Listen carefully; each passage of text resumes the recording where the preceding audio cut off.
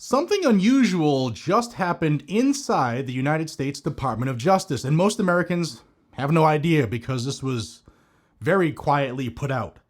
For the first time in decades, the federal government has quietly started restoring firearm rights to people who previously lost them after felony convictions. That's right. Individuals who were once permanently barred from owning firearms under federal law have reportedly had those rights restored. And it's raising a lot of questions. Why now? Who qualifies? And perhaps most importantly, does the federal government even have the authority to do this after Congress shut the program down more than 30 years ago? Well, it wasn't really shut down, they just stopped funding it. Today, we're going to break down what's happening, the legal history behind it, and why this could become one of the next major Second Amendment battles in the courts. It already is. If you're new here, welcome to Guns and Gadgets, where we cover news, politics, and legal battles that implicate and impact your Second Amendment rights.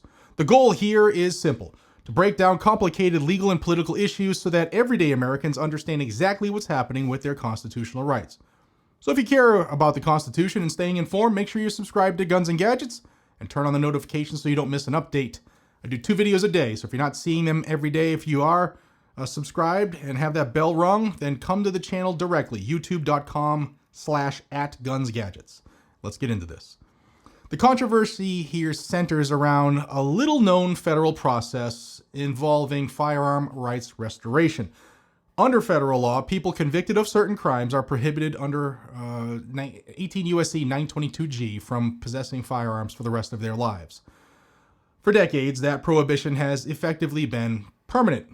But technically, federal law also created a process allowing those individuals to apply to the federal government for relief from that disability. The problem is that process has been frozen since the early 1990s. Back in 1992, Congress blocked funding for that program and allowed individuals to petition for federal gun rights restoration. That program was previously handled by the Bureau of Alcohol, Tobacco, Firearms, and Explosives. But lawmakers became concerned that the agency didn't have the resources to properly evaluate thousands of petitions. So Congress passed language in annual appropriations bills that effectively said ATF cannot spend any money processing these applications. The result? Well, the system was essentially frozen.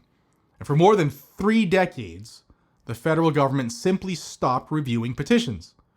Recently, the United States Department of Justice reportedly approved firearm rights restorations for a small group of individuals.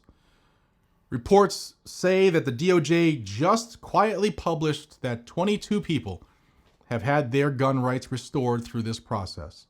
And that might sound like a small number, but the implications here are enormous, because it suggests that the federal government may be reviving a process that Congress effectively shut down more than 30 years ago. And that raises a huge constitutional and legal question. The development is happening in the middle of a major legal transformation surrounding the Second Amendment. In 2022, the Supreme Court issued its landmark ruling in New York State Rifle and Pistol Association versus Bruin, and that decision changed how courts evaluate gun laws. Instead of balancing tests or public interest arguments, courts must now ask whether modern gun regulations are consistent with the nation's historical tradition of firearm regulation. And that new standard has triggered a wave of lawsuits challenging firearm prohibitions, including laws that prohibit certain people from owning firearms. Like, if you carry a gun for self-defense, the biggest threat you face might not come from the criminal, but from the government coming after you for defending yourself. That's why you need attorneys on retainer in your corner. Guys, they don't care if you're in a gun-free zone.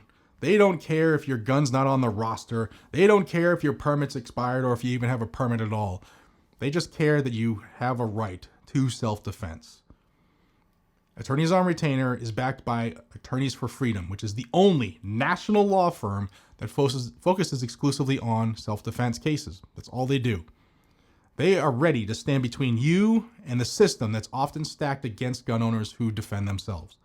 Here's the bottom line, guys. If you can reasonably assert self-defense, Attorneys on Retainer has your back. No caps, no loopholes. They've won in New York City. That says enough. Just real attorneys fighting for your freedom in every single state. Now, this is the best team assembled, the best, most aggressive freedom attorneys in the business, and they are who I have chosen to defend me and fight for my family and our freedom. And right now, if you use code G&G at the link down below, you'll save $25 off of your sign up.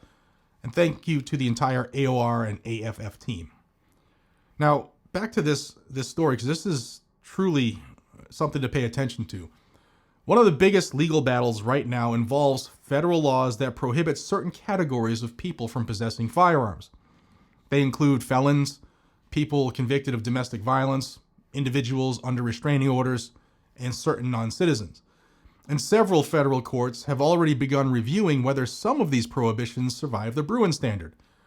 One example is the United States versus Duarte, which questions whether nonviolent felons can be permanently barred from owning firearms. And cases like Duarte are part of a much broader legal debate now unfolding across the country. If the Department of Justice is quietly restoring firearm rights to certain individuals, it could signal several things. First, it could reflect recognition that some lifetime firearm prohibitions may not survive constitutional scrutiny. Second, it may represent an attempt by the government to address certain cases administratively rather than waiting for courts to strike down laws entirely. And third, it could spark a political firestorm, because critics will undoubtedly argue that the government is allowing convicted felons to regain access to firearms.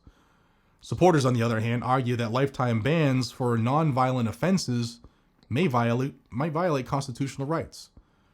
Now, right now, we're in the middle of a major constitutional recalibration. Courts across the country are trying to determine exactly how far the Second Amendment extends under the Browns standard. Here's a hint: from sea to shining sea. That's how far it extends. And that includes questions about who can carry firearms, what types of firearms are protected, and even who can legally own them.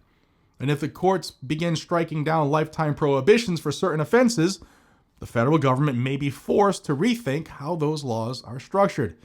And that's where this DOJ move could become extremely significant, because it suggests the government may already be preparing for a legal landscape where some firearm prohibitions no longer hold up in court. So while restoring firearm rights to a handful of individuals might sound like a small administrative decision, it could actually signal the beginning of a much larger shift in how federal gun laws are enforced. The courts are still sorting out the post-Browns landscape, but one thing is clear: the legal battles over who can and who cannot own firearms in America, well, that's far from over. And here, on Guns and Gadgets, I'll continue tracking every single development that affects our constitutional rights.